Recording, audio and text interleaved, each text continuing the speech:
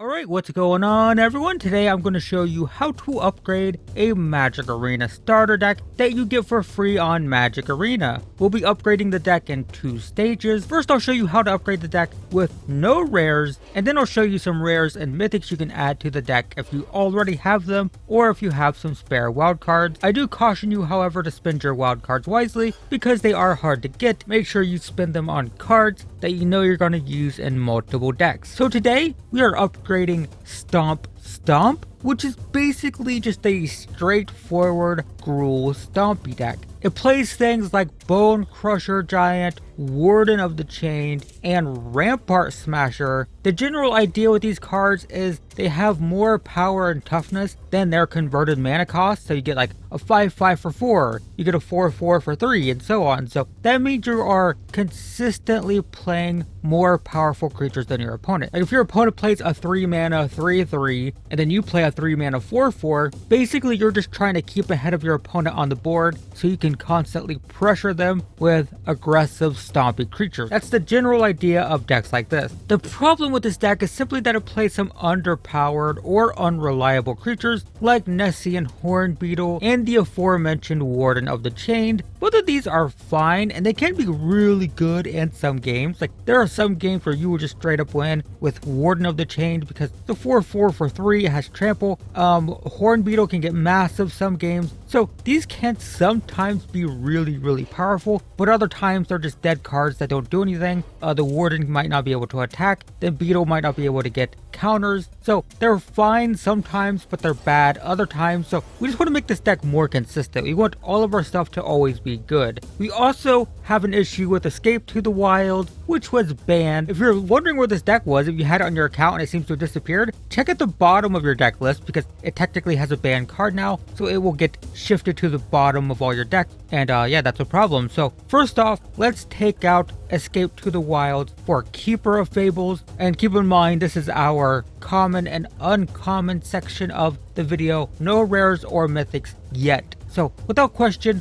Escape is better, but it's banned. So the Keeper gives us a potential way to draw a bunch of cards. If we can hit our opponent with a non-human, we get to draw. So it's kind of like, it kind of works, not quite as good. It also gives us a creature though, so that's nice. That's what this deck is doing. Although if you want to spend a rare or mythic wild card, or if you just have one, Elder Gargoyle also works. It's massive, it's a 6/6, and it also lets us draw. We can potentially draw 2 cards per turn. Well, draw 1 on your turn, draw 1 on your opponent's if they attack and you can block. That's not going to be guaranteed, but it lets you draw a bunch, much like Escape to the Wild. Next up, we're going to take out 2 Dreamstalker Manticores for 2 Thrashing Brontodons. So we don't have quite enough spells to make the Manticores really worth it. And most of the spells that we want to play on our turn, not on our opponent's turn. So it's just like not great. It's also vulnerable in combat, has 2 toughness. So Brontodons are better. They're really good. 3 mana 3/4 is ahead of the curve. It's going to be sturdy in combat. And if we absolutely need to, we can sacrifice it to blow up an artifact or enchantment. You don't have to do that, but if you're gonna die to an artifact or enchantment, you do have an out. And you can also activate it if it's going to die anyway. If your opponent hits it with a removal spell, you can just respond and say, well, it's going to die anyway, I'll sacrifice it, blow something up, that's fine. Next, we'll take out 2 Hornbash Mentors for 2 Grumgully the Generous. So both of these can dish out counters, but Grumgully does it a little bit faster and a little bit more efficiently, just because it doesn't require us to spend mana. So the Hornbash Mentors can be more powerful if the game goes really long, just because they can keep putting out more and more counters. But Grumgully just works better for our strategy. It's a 3 mana 3/3 on turn 3 that's going to make everything we play after that even more powerful than they already are. And we don't have to constantly sink mana into it to get those counters. So it's going to be a little bit better because we want to play stuff on curve, don't want to spend turns putting out counters. So Grumgully, it allows us to play faster, which is what we want to do. And then next we're going to take out one of the Warden of the Chains for a 3rd Grumgully. The Warden is technically more powerful, it has more power and toughness, but I don't think the risk of having it unable to attack is worth it. So I like Grumgully a lot more in this spot. And finally, our last budget upgrade before we move to rares and mythics, we're going to take out an Unleashed Fury for a Rimrock Knight. Now the Unleashed Fury is technically way more powerful. It can double the power of one of our big creatures. But the big issue I have with this deck is there are too many spells and not enough creatures. We basically want to be a curve focused aggro kind of stompy deck, but we have too many of these spells, and we're going to have hands sometimes where we draw a bunch of spells and no creatures to actually attack our opponent with. So even though Rimrock Knight, the spell portion of it is way less powerful, it gives us a 3 power 2 drop, which works with our deck a little bit better, and I do just want to increase the number of creatures in the deck. So let's go with that. Now moving on to non-budget upgrades, using rares and mythics, first we'll take out 2 more Warden of the Chain for 2 Bonecrusher Giant. So technically we have 1 less toughness, but we still get 4 power for 3 mana. We also get a burn spell with the Bonecrusher Giant, which can kill off a small creature, kill off a blocker so we can win, or just finish off the opponent, and we never have to worry about it not being able to attack. Plus it has the added benefit of shocking the opponent if they try to target it. So there's tons of upside, 1 less toughness for all that upside, way better. Just the consistency of not having to worry about whether or not it can attack or not is worth it. And don't be afraid in this deck of playing this on turn 3. Sometimes you're just gonna say screw the burn spell, I want a 4 power creature on turn 3, especially if you can follow it up with our next creature, which is we're taking out 3 Leafkin Avengers for 3 Questing Beasts. So Questing Beast, just more powerful in every way imaginable. Technically we lose that tap for mana thing, but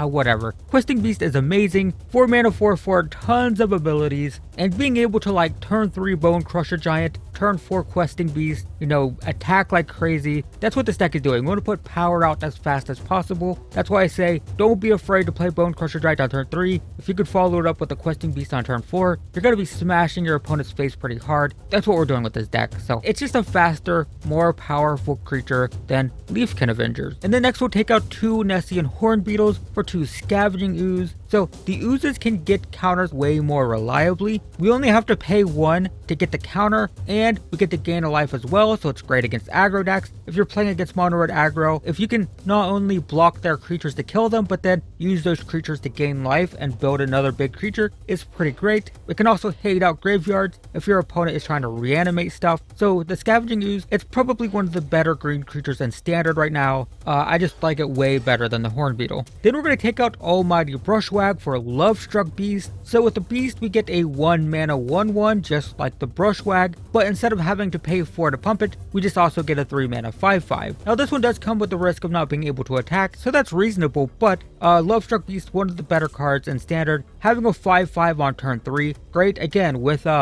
Questing Beast having a turn 3 5/5, then playing Questing Beast, attack for 9 on turn 4 is really good. So Lovestruck Beast is great, definitely like it more than the Brushwagg. And then we can upgrade the mana base by replacing 3 Rugged Highlands with 3 Temples. Gaining 1 life isn't nearly as relevant as scrying. Being able to look at the top card and deciding whether or not you want it is fantastic. You don't have to do this. If you don't want to spend wild cards on temples, that's fine. Spending wild cards on land doesn't feel fun, but if you have extra temples, take the Highlands out for extra temples. It's definitely better. And we can also replace the 4th Highland with a Fabled Passage, because the Passage is just a great land in general, great land in standard. Being able to find a specific color is great, and also thinning your deck out so you're less likely to draw lands in the future, pretty good. You can also replace 2 mountains and 1 forest to bring your Fabled Passage count up to 4. Then we can take out 2 forests for 2 Kazandu Mammoths. Remember that we're primarily playing this as a land, but if we get flooded or if we draw it in the late game, we can play it as a 3/3. If it's like turn 12 and we top deck this, it's much better just because, hey, it's a creature. It's better than just top decking another forest. And if it's in our opening hand and we have 2 lands and this is one of them, then we just play it tapped as a land, that's fine. It's just versatile. That's what we want. We want a versatile creature that's going to be good basically no matter what. And then finally, you can replace 2 forests and 2 mountains with 2 pathways. I mean, why draw a forest when you might need a mountain when you can have a pathway and have whichever color you need? And those are our upgrades. Check out the description or the pinned comment. I will post both versions of the deck in the Magic Arena format, so if you want to, you can literally just copy it and import it directly into Arena. Even if you don't have the wild cards, you can still open the deck and look at it in your client, which might be a little bit easier to see what's going on, so feel free to do that. But yeah, hopefully that's helpful. Thanks for watching, and I will see you in the next one.